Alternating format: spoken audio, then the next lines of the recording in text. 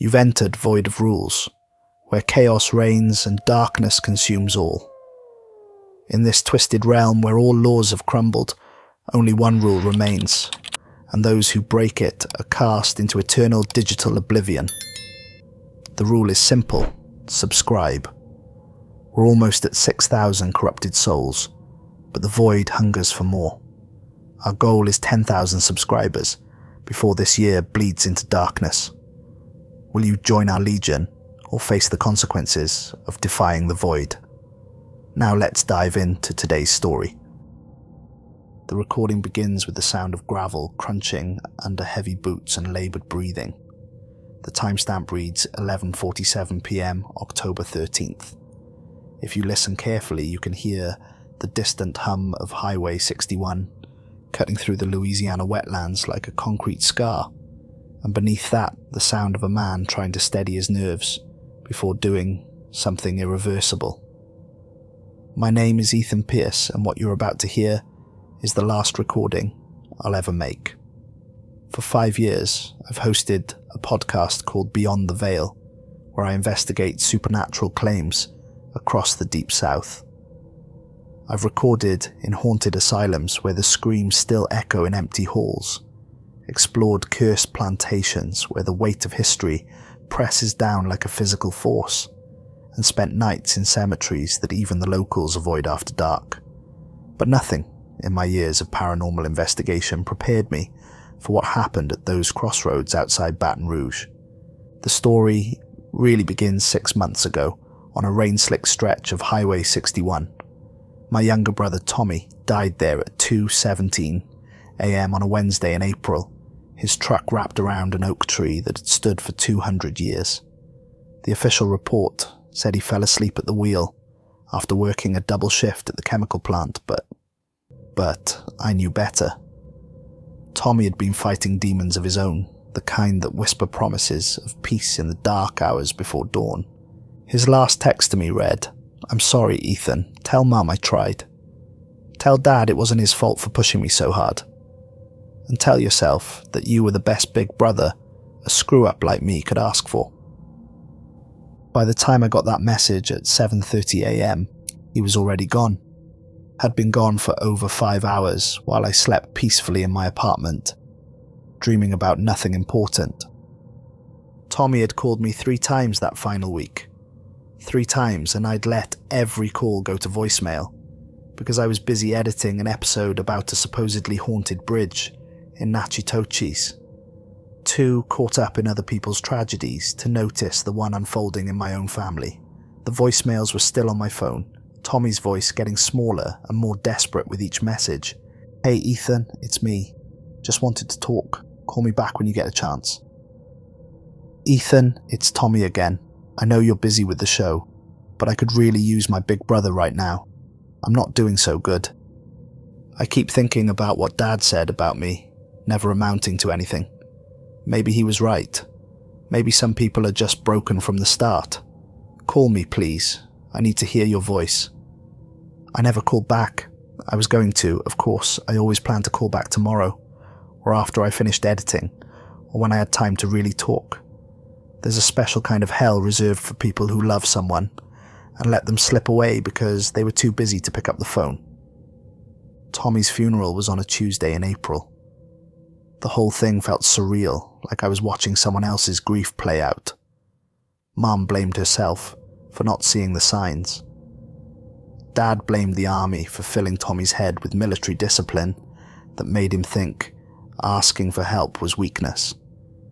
My sister Rachel blamed modern society, social media, the pressure to be perfect all the time. But I knew the truth. I could have saved him if I'd just answered the phone. If I'd taken 10 minutes away from editing audio about some probably fake ghost story to talk to my brother, who was drowning in his own mind. That's how I found myself, 3 months later, diving deep into Louisiana folklore, specifically the legend of Crossroads demons. The stories were remarkably consistent across cultures and centuries. Native American tradition spoke of spirit guides who waited at sacred crossroads, African traditions brought over by slaves told of Papa Legba, guardian of the crossroads between worlds. European folklore described demons who would grant your heart's desire in exchange for your soul. The ritual itself seemed deceptively simple, but every source emphasized the same crucial elements. You needed graveyard dirt from a cemetery where someone had been buried for at least a century, so their connection to the spirit world would be strong. Red candles arranged in a perfect circle, because red was the color of life and death and passion, an offering of something precious to you, something that held genuine emotional significance, and most importantly, you had to truly believe it would work. Half-hearted attempts, skeptical experiments, academic curiosity, none of that would summon anything but disappointment. You had to need it with every fiber of your being. I spent weeks preparing. The graveyard dirt came from St. Louis Cemetery No. 1 in New Orleans, specifically from near the tomb of Marie Laveau, the legendary voodoo queen. I paid a tour guide named Baptiste $50 to look the other way while I filled a mason jar with soil that seemed to hum with barely contained energy. The earth felt electric against my fingers, warm despite being taken from the cold ground. The red candles were hand-dipped, beeswax from a shop in the French Quarter, blessed by a voodoo priestess named Mama Brigitte, who took one look at me and shook her head sadly. Some doors, once opened, can never be closed again, she warned me, her clouded eyes seeming to look straight through me to something lurking behind my soul. And some prices are higher than the soul that pays them. You sure you want to walk this path, child? I need to see my brother again, I told her. I need to tell him I'm sorry. The dead don't need our apologies, she said, wrapping the candles in red silk. They need us to live better than we did when they were here to see it. I should have listened to her. I should have taken her advice and found a therapist, joined a grief support group called the Suicide Prevention Hotline for Survivors. Instead, I paid her $30 for the candles and drove home to plan my ritual.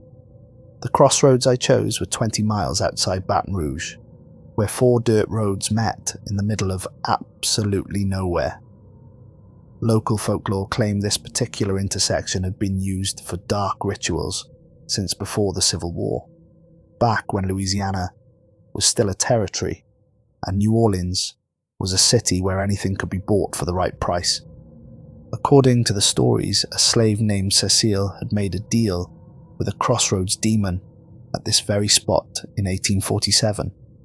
She'd traded her soul for the power to free her children from bondage, and the next week, her master died mysteriously in his sleep.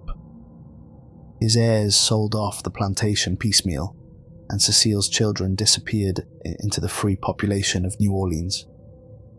Cecile herself was never seen again, but people claimed you could sometimes hear her singing spirituals at the crossroads on moonless nights. Perfect for my purposes. I arrived at 11:30 p.m. on a Thursday in October, giving myself plenty of time to set up before midnight. The October air was thick with humidity and the scent of dying vegetation, that particular Louisiana smell of life and death intertwined. Tommy's dog tags felt warm against my palm as I arranged the 7 red candles in a perfect circle, each one exactly 3 feet from the center point. He'd worn those tags every day since joining the Army Reserve 2 years ago, even though he never deployed overseas.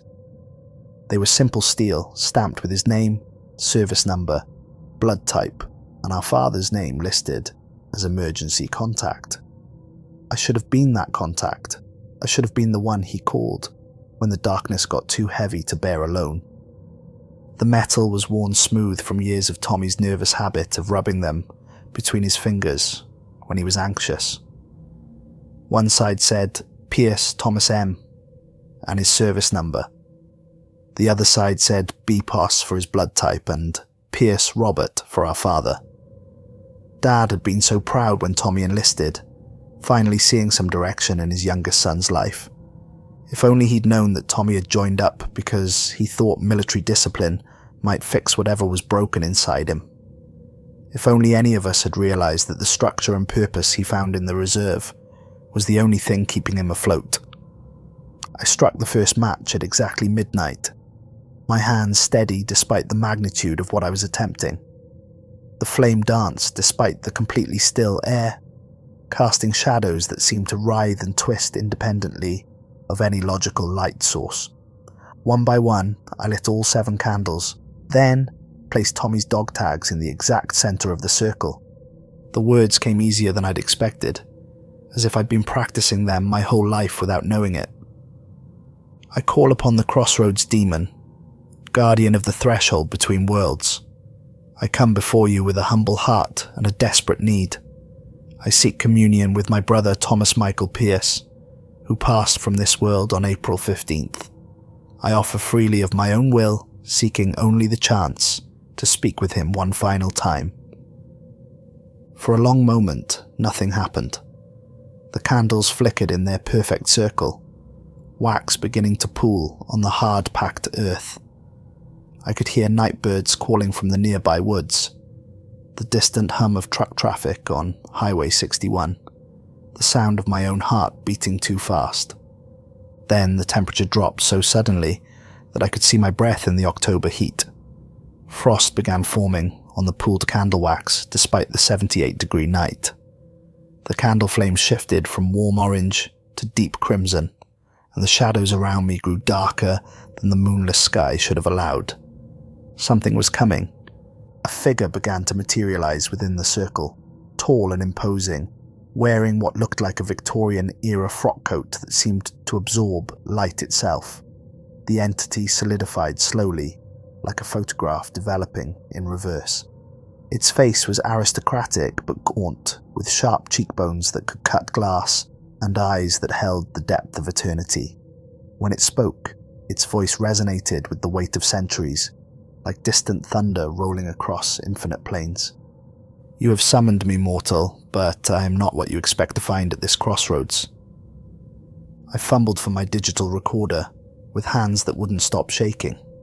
The device felt ice cold to the touch, and when I pressed record, the display began showing impossible timestamps, jumping between dates that hadn't happened yet and dates from decades past. The battery indicator fluctuated wildly between full charge and completely dead. "Are you a Crossroads demon?" I managed to ask, my voice barely steady. "I was, once. My name is Belmont, and I have been displaced from my rightful realm for over a century. The bargains I once made, the souls I once collected, the cosmic balance I once maintained, all of that belongs to a reality I can no longer reach." The words sent chills down my spine that had nothing to do with the supernatural cold emanating from the circle. This wasn't what the folklore had prepared me for. Every story I'd read described Crossroads demons as powerful but earthbound entities, ancient spirits who had always existed in the spaces between our world and the next. "What do you mean, displaced?" Belmont's ancient eyes fixed on mine, and in them I saw a pain that no immortal being should have to carry. It was the kind of suffering that comes from witnessing the end of everything you've ever known, from being torn away from your very purpose for existing. I was bound to serve a powerful warlock named Aldrich Whitmore in the autumn of 1889 in New Orleans. He was a plantation owner who had lost his beloved wife, Evangeline, to the yellow fever epidemic that swept through the city that summer like the wrath of God. The disease took rich and poor alike, sparing no one in its hunger for souls. The candles flickered as Belmont continued, their crimson flames casting dancing shadows that seemed to tell stories of their own. In those shadows, I could almost see glimpses of the world he was describing, a New Orleans that existed over a century ago. "Your folklore paints my kind as denizens of hell, fallen angels who corrupt the innocent for Satan's glory. But that is a human misunderstanding born from fear and limited perspective. We Crossroads demons exist in the spaces between dimensions, serving as bridges between parallel realities. We are not evil by nature, merely different. We collect souls not for damnation, but as currency in the cosmic marketplace of existence. I leaned closer, my podcast instincts taking over, despite the terror crawling up my spine like living ice. What did Whitmore want from you? Initially, what they all want. Power, wealth, revenge against his enemies. But Whitmore was different from the usual desperate souls who seek us out. He was educated, intelligent, methodical. In his approach to the supernatural, when I first appeared to him at the crossroads outside his plantation, he didn't immediately make demands.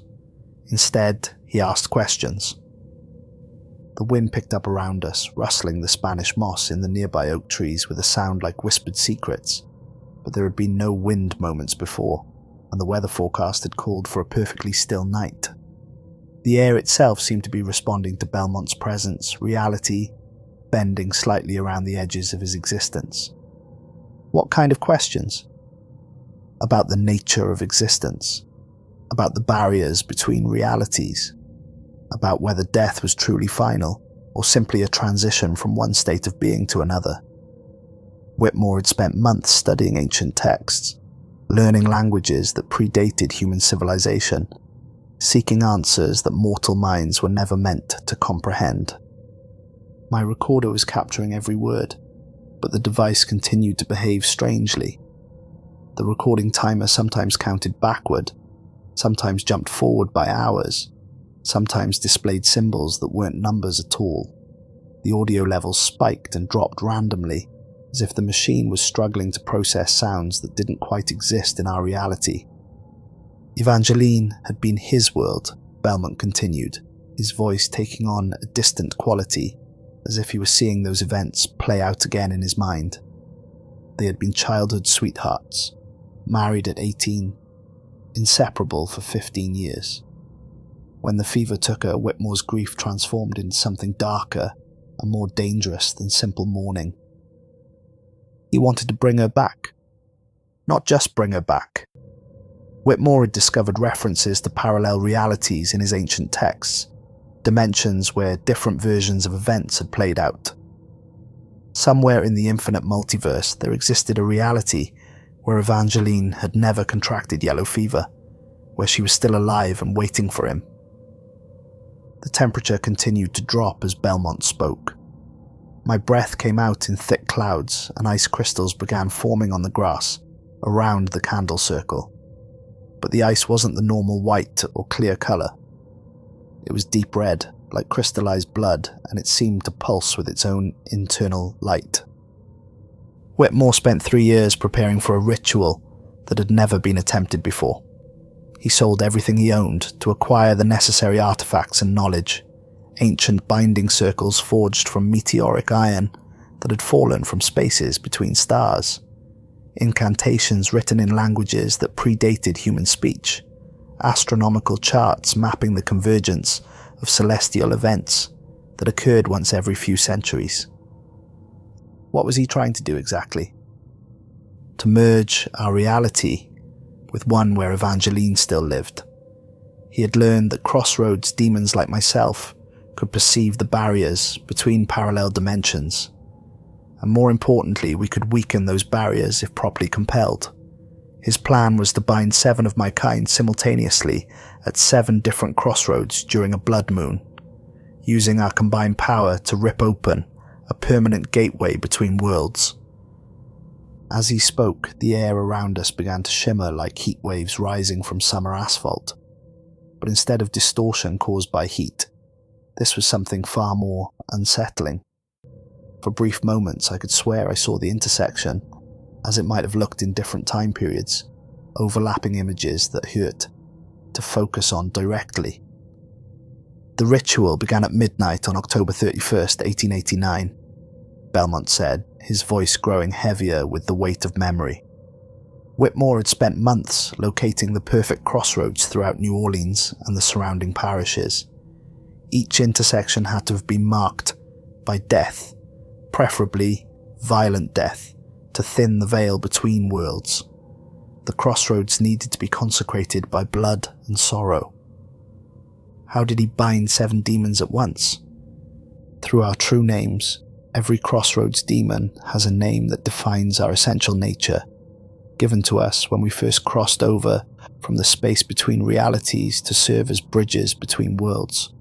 To speak our true name with the proper authority and knowledge is to command our very existence, to compel our obedience, regardless of our own will.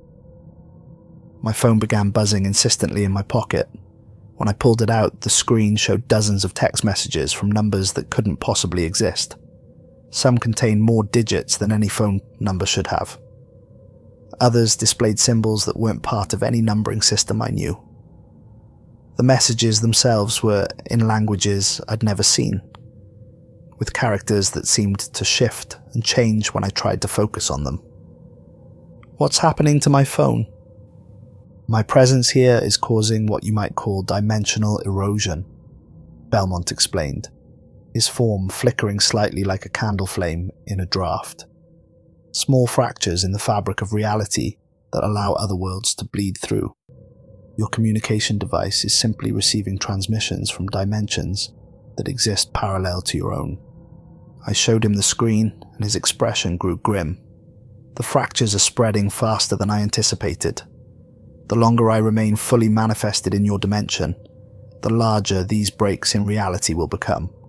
Your world is remarkably resilient, but no reality can withstand infinite pressure from alternate dimensions. What happens if the fractures get too large?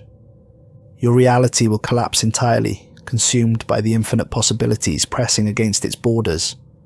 Every person you've ever known will either cease to exist or be transformed into something unrecognizable. I've seen it happen to entire universes, watched as the fundamental laws of physics break down and causality becomes meaningless. The gravity of what he was saying hit me like a physical blow.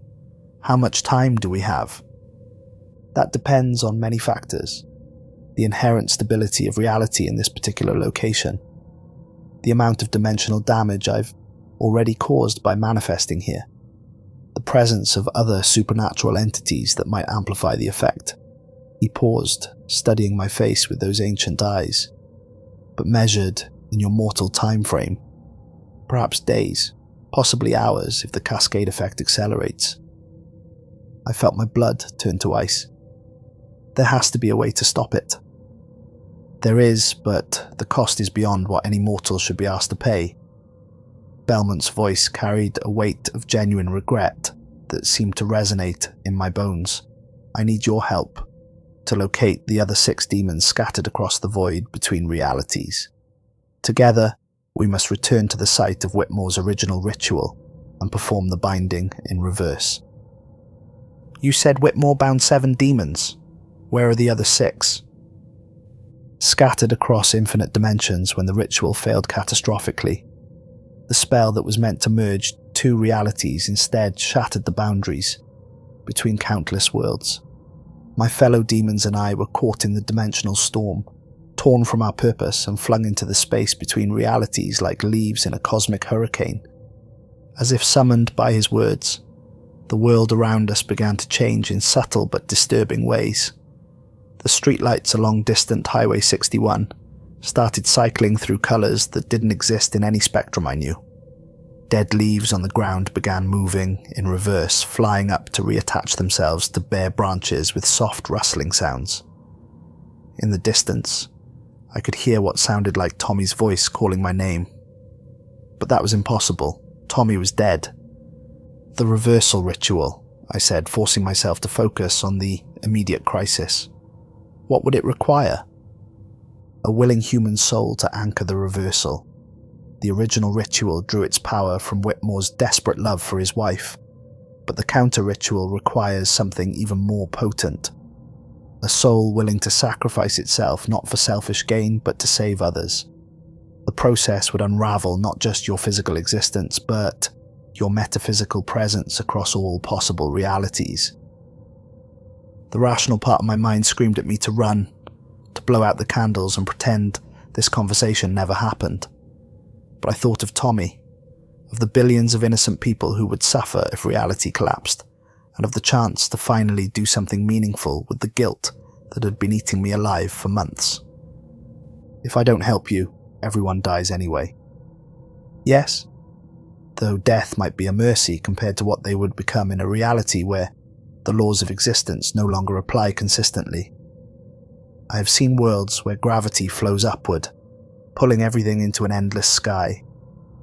Dimensions where time moves backward, forcing every action to be undone before it can be completed.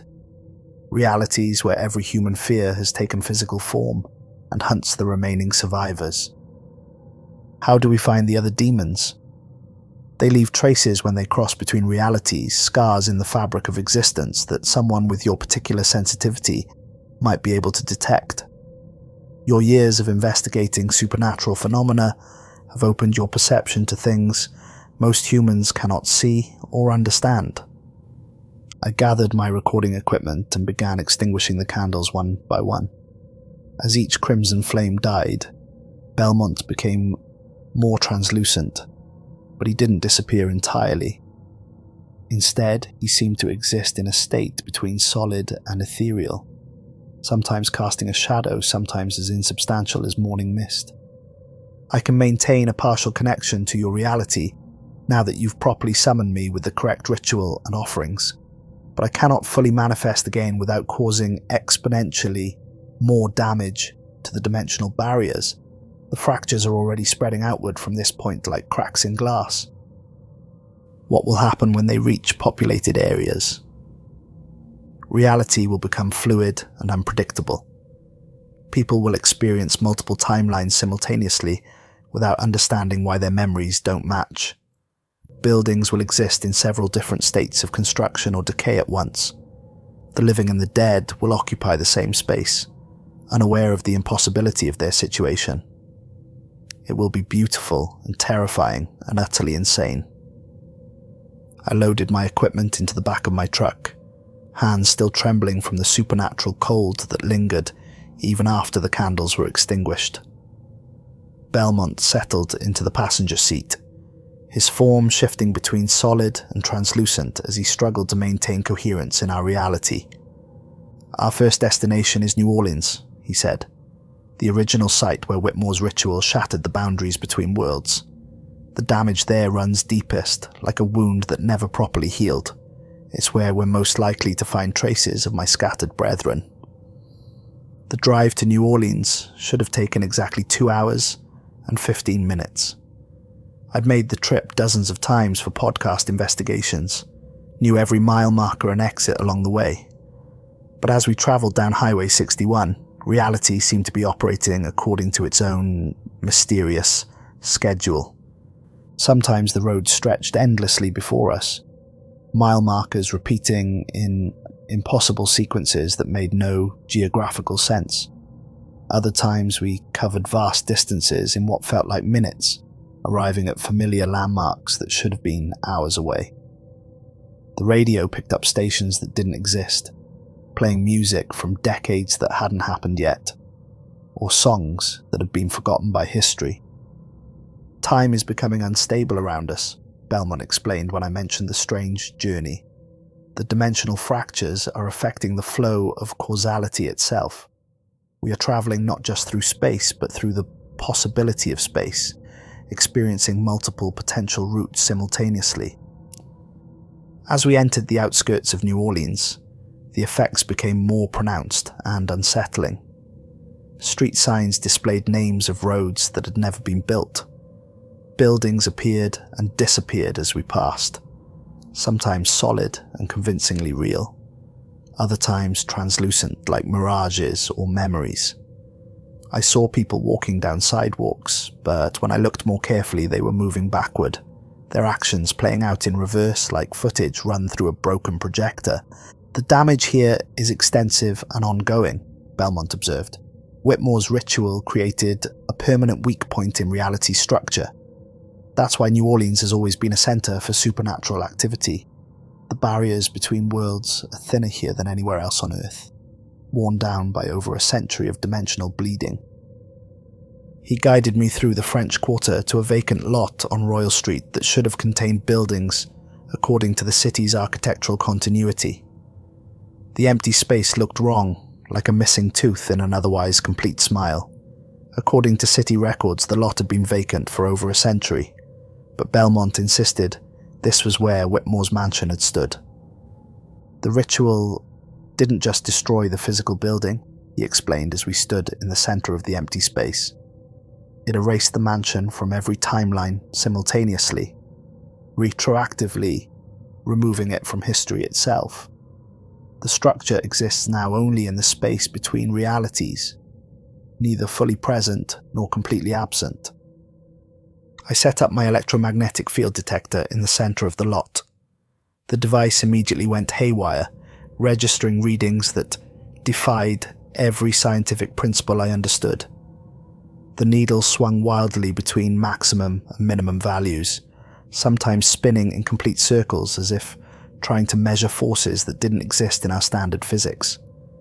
My thermal camera showed cold spots that moved in deliberate patterns, as if invisible figures were walking through the space in complex choreographed movements. The patterns were too regular to be random, too purposeful to be natural phenomena. Something was there just beyond our ability to perceive it directly. Can you sense the others from here? The other demons? Faintly, like echoes of screams across an infinite void. Belmont's form flickered as he concentrated, his translucent features becoming even more insubstantial. Kronos is trapped in a dimension where time flows backward. Every moment he experiences gets erased before it can become memory, forcing him to live the same instant for eternity. Vex exists in a reality where gravity functions in reverse, constantly falling upward into an endless sky that offers no escape. How do we reach them? The same way Whitmore originally bound us, but in reverse. Instead of forcing them into this reality, we must open doorways to where they are trapped and guide them safely home. The process requires enormous amounts of energy and precise timing. One mistake could scatter them even further across the multiverse, possibly beyond any hope of recovery. Belmont began speaking in a language that predated human civilization, words that seemed to bypass my ears entirely and resonate directly inside my brain. The syllables felt sharp and electric, like static electricity given voice. The air in the vacant lot started to shimmer and distort, like the surface of water disturbed by invisible stones. Through the rippling distortions, I caught glimpses of other worlds that existed parallel to our own. In one, New Orleans was covered in ice 100 feet thick, its buildings preserved like insects in amber. Strange creatures that looked almost human but moved with predatory grace hunted through the frozen streets, their breath visible in the eternal winter. In another dimension, the city existed entirely underwater, its buildings covered in coral and seaweed that swayed in deep ocean currents. The former residents had adapted to their aquatic environment in ways that were beautiful and disturbing, developing gills and webbed hands while retaining their essentially human consciousness. There, Belmont said, pointing to a particular distortion in the air that hurt to look at directly. Kronos. Through the dimensional rift, I saw another being exactly like Belmont, but this one was moving backward through time with jerky, unnatural movements. It walked in reverse, spoke in reverse. Even its thoughts seemed to flow in the wrong temporal direction. When it noticed us, its mouth opened in what should have been a scream, but the sound played backward, like air being sucked into a vacuum rather than expelled from lungs. Kronos, Belmont called out in that ancient language. Follow my voice back to the beginning. Fight against the temporal current. The reversed demon struggled against the flow of backward time that held it prisoner. Its movements were painful to watch, like seeing someone try to swim upstream against an invisible river that flowed in the wrong direction through the fourth dimension. Slowly, agonizingly, it began to approach our reality, fighting to move forward through time instead of backward. When Kronos finally stepped through the rift, it collapsed to its knees on the vacant lot's bare earth, gasping like a drowning man who had finally broken the surface of water. Its first breath in over a century came out as a sob of relief. "Brother," Kronos said, its voice hoarse from decades of screaming in reverse. "I thought I would be trapped in that temporal nightmare forever. Every moment I experienced was immediately undone. Every thought I formed was unthought before it could complete itself. I've been living the same instant for over a century, watching it play out in reverse again and again, like a broken film reel." Belmont helped his fellow demon to its feet with obvious relief. "You are safe now, but we still have work to do. The others are still lost in their dimensional prisons, and this reality grows more unstable with each passing moment. We must move quickly." One by one, we opened doorways to the other trapped dimensions. Each rescue was more difficult than the last, requiring increasingly complex rituals and enormous expenditures of energy that left both Belmont and Kronos visibly weakened. Vex emerged from a reality where gravity flowed upward instead of down, constantly pulling everything towards an endless sky that offered no ground, no ceiling, no reference point for up or down. She had been falling upward for decades, watching the earth shrink away beneath her until all she could see was infinite blue in every direction. When she stepped through our rift, she immediately collapsed, overwhelmed by the sensation of weight pulling her down towards solid ground. Nightmare crawled out of a world where every human fear had taken physical form and hunted with relentless intelligence. He was covered in wounds from battling manifestations of terror, his eyes haunted by things no being should have to witness. In his dimension, every phobia, every anxiety, every nightmare had become real and hungry, hunting the few remaining souls who had not yet been consumed by their own deepest fears. "The spider mothers there are 30 feet tall," he whispered, still shaking from his ordeal. "They weave webs from human screams and lay eggs in the minds of dreamers. And that's just one type of fear beast among thousands." Paradox came from a dimension where every action happened simultaneously with its exact opposite, creating a reality of living contradictions. He spoke in sentences that negated themselves, his very existence a philosophical impossibility. In his world, people were born and died at the same moment, buildings constructed and collapsed themselves continuously, and every truth was equally false. "I am here and not here," he said, his form flickering between states of existence. "I remember everything and nothing. I'm speaking and silent, moving and still, real and imaginary." Entropy emerged from a universe that was collapsing one atom at a time, reality slowly dissolving back into primordial chaos.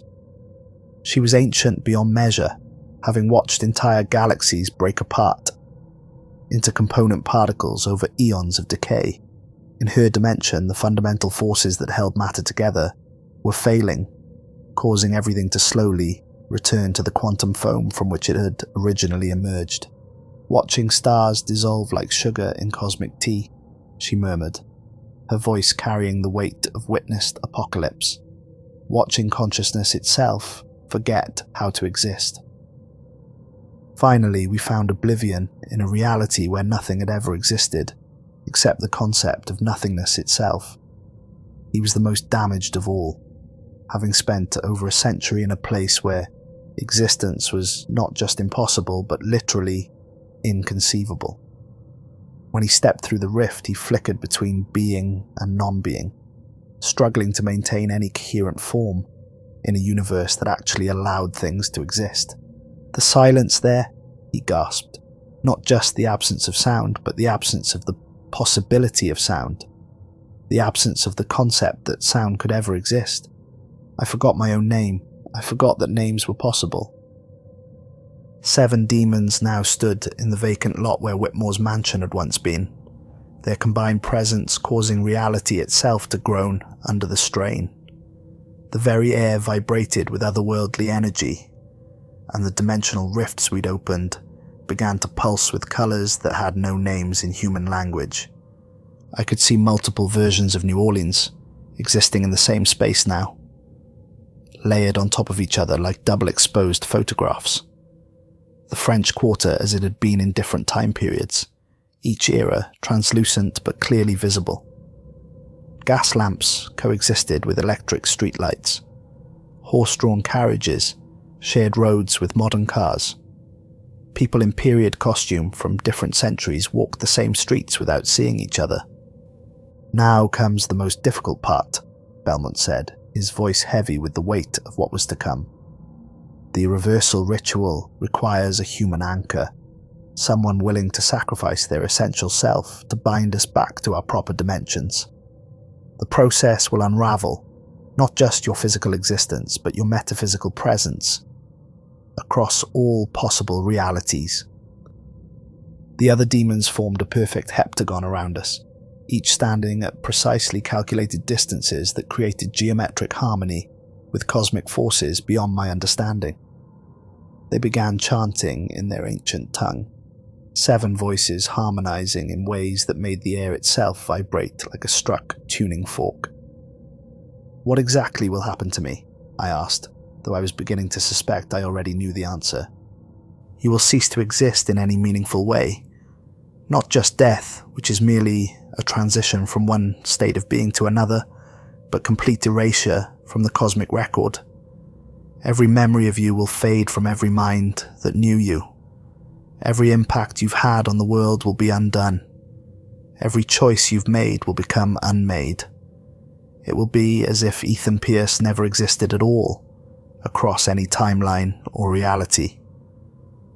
I thought of Tommy, of the guilt that had driven me to this crossroads, literally and figuratively.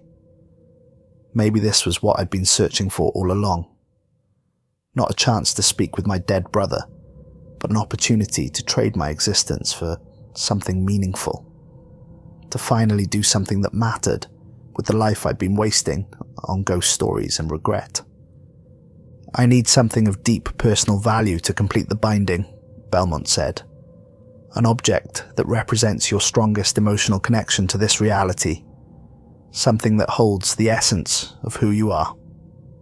I pulled Tommy's dog tags from my pocket one last time. They felt heavier than they should, warm with something more than body heat.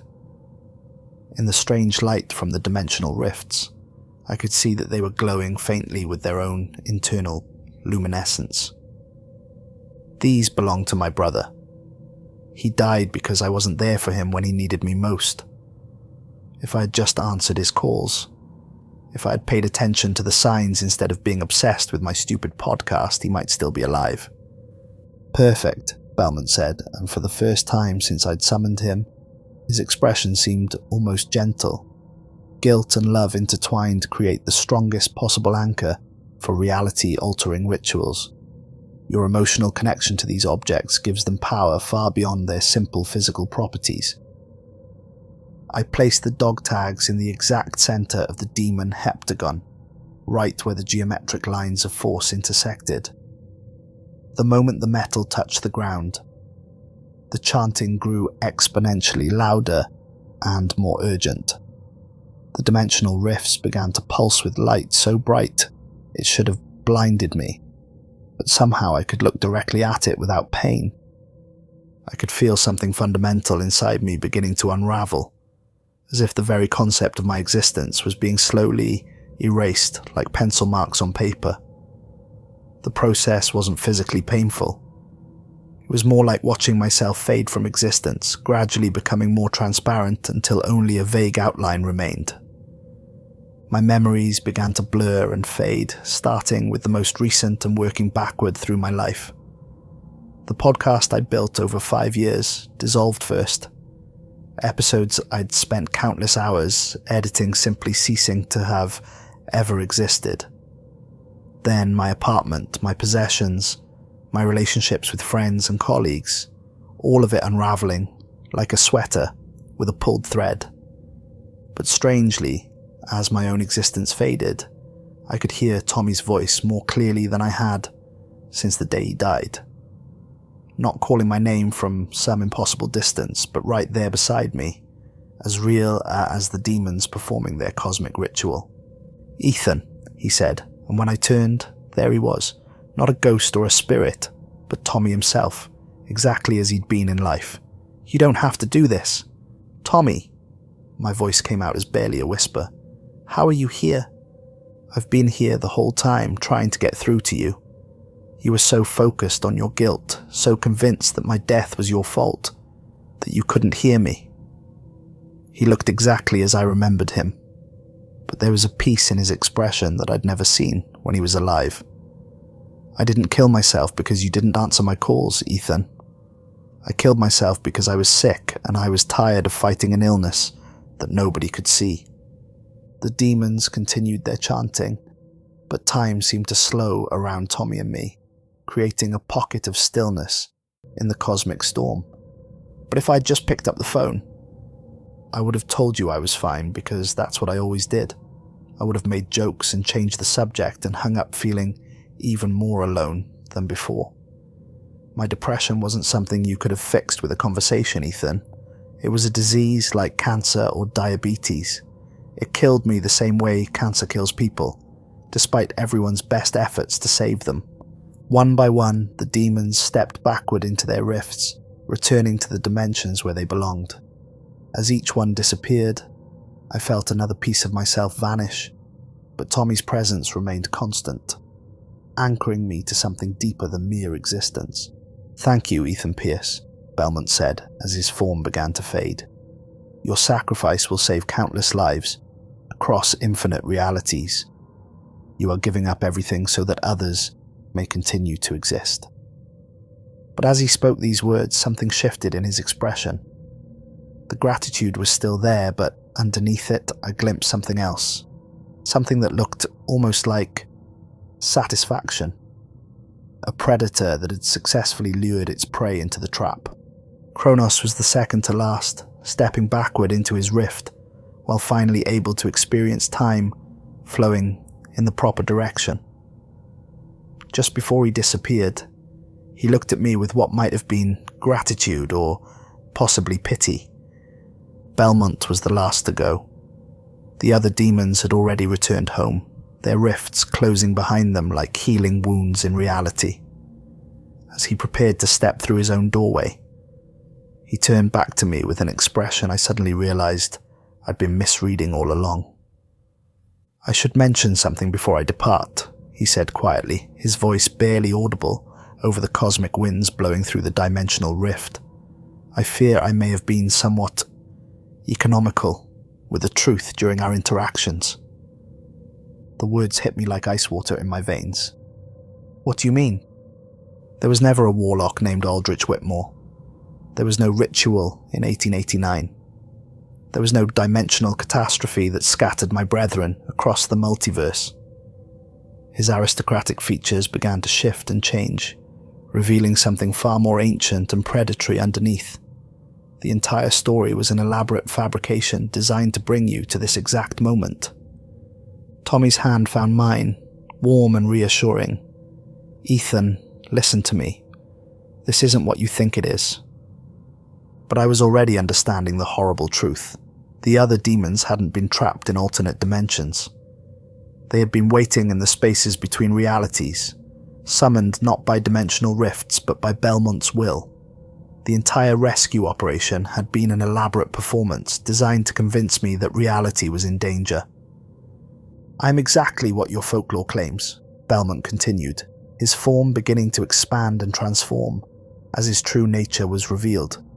"A crossroads demon who makes deals for human souls.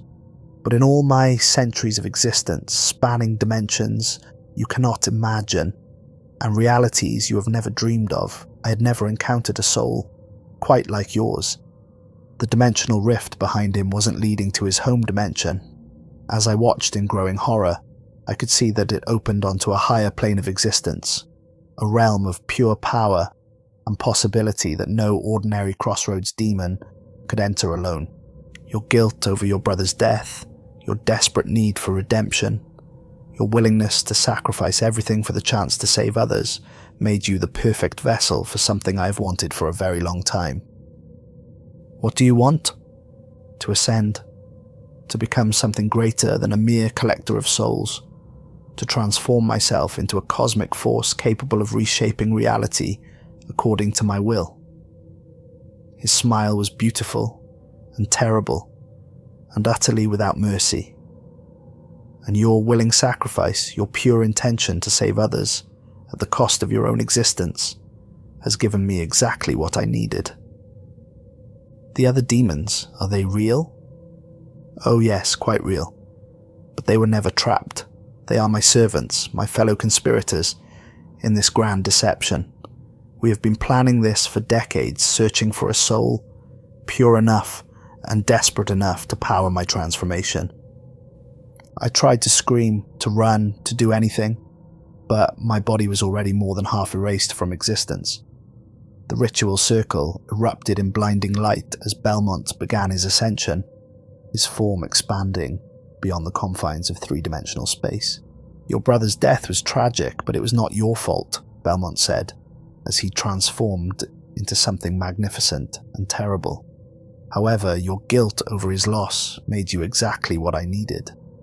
A soul so desperate for redemption that it would sacrifice everything for the chance to save others. That kind of pure intention is the rarest currency in all the multiverse. But Tommy's grip on my hand tightened, and suddenly I could feel something else, something Belmont hadn't accounted for. The love of someone who had never blamed me for his death, who had been trying to reach me across the void between life and death to tell me the truth. Ethan, Tommy said urgently, you still have a choice. The ritual isn't complete yet. You can stop this. How? The same way I stopped the darkness from taking me completely. By choosing to forgive yourself. By accepting that some things are beyond our control. That love means letting go of guilt. That redemption doesn't require grand gestures. Belmont's transformation was accelerating, but I could see now that it wasn't proceeding as smoothly as he'd planned. My growing understanding, my release from the guilt that had driven me to this crossroads, was changing the nature of my sacrifice. No, I said, my voice growing stronger, even as my physical form grew weaker. I refuse to be consumed by guilt anymore. I refuse to let my brother's death be used as a weapon against innocent people. I choose to remember Tommy as he lived, not as he died. I choose to honor his memory by living better, not by dying dramatically. The light from Belmont's transformation flickered and began to dim. You cannot withdraw your consent now. The ritual has already begun. My consent was based on lies. My guilt was based on a fundamental misunderstanding of mental illness and personal responsibility. You have no power over a soul that refuses to be consumed by false guilt.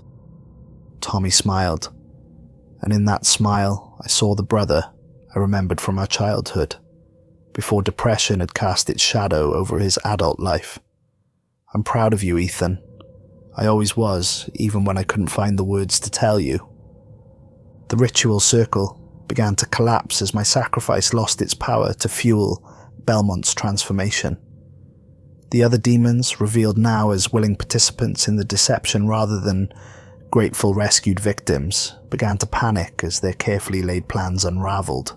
This is not possible, Belmont snarled, his partially transformed state making his voice sound like grinding stone. You summoned me willingly. You offered your soul freely. The cosmic laws demand truth, Tommy interrupted, his spirit somehow able to speak with authority in this supernatural court. Your entire contract was built on deception. You told him reality was in danger to manipulate his heroic nature. You exploited his grief to cloud his judgment. You created an elaborate fiction to trick him into a sacrifice he never would have made if he'd known the truth. The dimensional rift behind Belmont began to close, cutting off his access to the higher plane of existence he'd sought to reach. His transformation reversed itself, leaving him looking more haggard and desperate than the aristocratic figure who had first appeared in my candle circle. You have wasted years of careful planning, he said bitterly. Do you have any idea how difficult it is to find a soul with the exact combination of guilt, heroism, and supernatural sensitivity required for this ritual. Then maybe you should try being honest next time, I said, surprised by how calm I felt. Or better yet, maybe you should find a different line of work entirely. The other demons were already fleeing, disappearing into whatever dimensional spaces they had come from. Without a willing sacrifice to power their master's transformation, they wanted no part of the inevitable consequences of their failed deception. Belmont made one last desperate attempt to salvage his plan. Your reality is still in danger.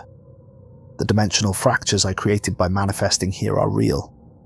If you don't complete the ritual, everyone you've ever known will suffer. But Tommy shook his head sadly. Ethan, look around you. Really look. I did, and saw that the supposed fractures in reality were healing themselves. The strange effects we'd witnessed, the impossible phone messages and temporal distortions, were fading like smoke in the wind. Reality was far more resilient than Belmont had claimed, easily repairing the minor damage caused by his manifestation. The fractures were mostly illusion, Tommy explained.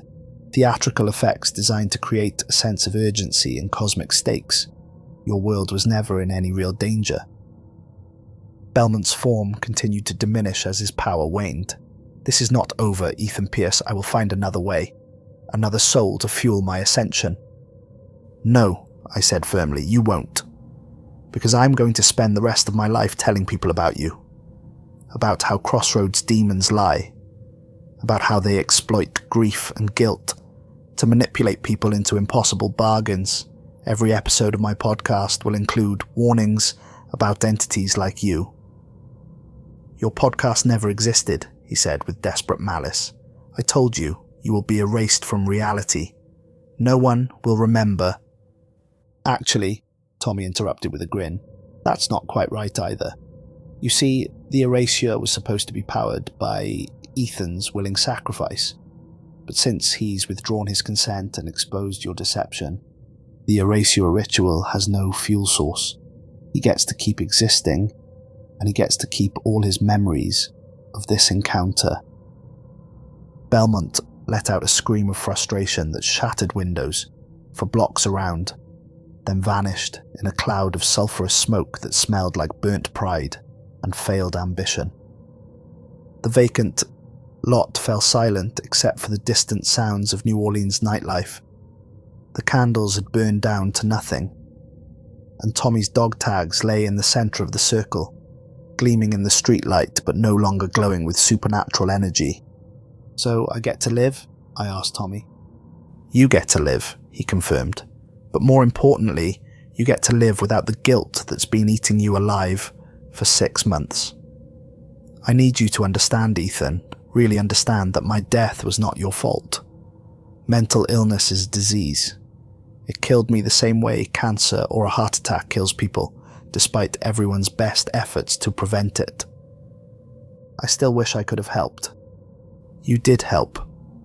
Every day we spent together growing up, every time you stuck up for me in school, every time you made me laugh when I was feeling down, all of that helped.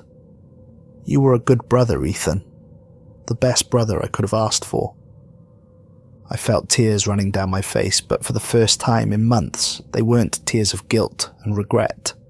They were tears of relief, of love, of finally being able to grieve properly, instead of drowning in self-blame. What happens now? I asked. Now you live. You continue making your podcast, but maybe you focus on helping people instead of just chasing thrills. You tell people about mental health, about the warning signs of depression and suicide. You help other families avoid going through what ours did. And you? Tommy's form was already beginning to fade, but his smile remained bright and real. I get to move on, knowing that my big brother finally understands that love doesn't mean taking responsibility for things you can't control. It means accepting people as they are and supporting them the best way you know how. I love you, Tommy.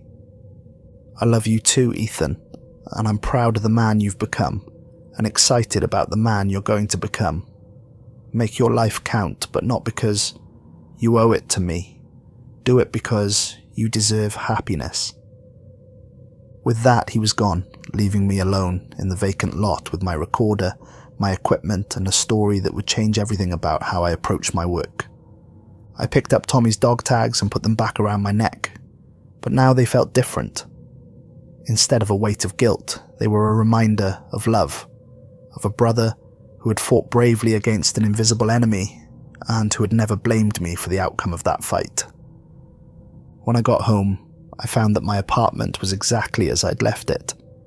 My podcast existed. My listeners existed. My entire life remained intact. But I was different. The crushing guilt that had defined my existence for 6 months was gone, replaced by a deeper understanding of mental illness and a genuine desire to help others who might be struggling. My next episode of Beyond the Veil was different from anything I'd done before. Instead of chasing ghost stories, I talked about my brother's death, about depression and suicide, about the importance of mental health resources and the danger of survivor's guilt. I told the story of my encounter with Belmont, framing it as both a supernatural warning and a metaphor for how grief can make us vulnerable to manipulation. The response was overwhelming. Hundreds of listeners reached out to share their own stories of loss, their own struggles with mental health, their own encounters with entities that fed on guilt and desperation. I started connecting people with mental health resources, began featuring interviews with psychologists and psychiatrists, turned my show into a platform for healing rather than just entertainment. And sometimes late at night when I'm editing audio or responding to listener emails, I swear I can hear Tommy's voice in the background, telling me he's proud of the work I'm doing, because the truth is, Crossroads demons are real, but they're not always supernatural entities. Sometimes they're the voices in our own heads that tell us we're responsible for things beyond our control. Sometimes they're the guilt and shame that whisper lies about our worth and our responsibility for other people's pain. The real magic isn't in summoning spirits or making deals with demons.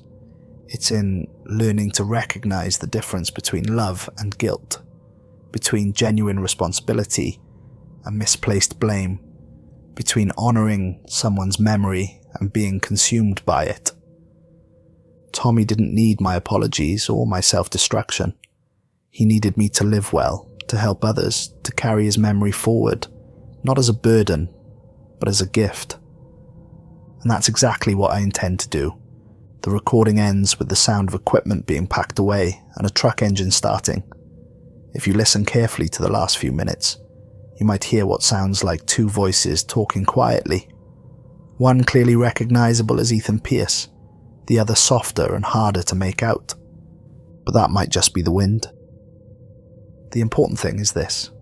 If you're struggling with guilt over someone's death, especially someone who died by suicide, please understand that their choice was not your fault. Mental illness is a disease that kills people despite the love and support of their families and friends. The best way to honor someone's memory is not to punish yourself for failing to save them, but to live well and help others who might be struggling. And if you're having thoughts of suicide yourself, please reach out for help. Call 988 for the Suicide and Crisis Lifeline. Talk to a friend, a family member, a counsellor, anyone who can remind you that you matter and that there are people who want to help. Because the real demons in this world are depression, isolation and despair. And the best way to fight them is together, with truth and love and the understanding that healing is possible. Your story doesn't have to end at the crossroads. There are other paths, better paths, paths that lead toward hope instead of despair. Choose the path that honors the people you've lost by building the life they would have wanted you to live. Choose to forgive yourself for being human. Choose to live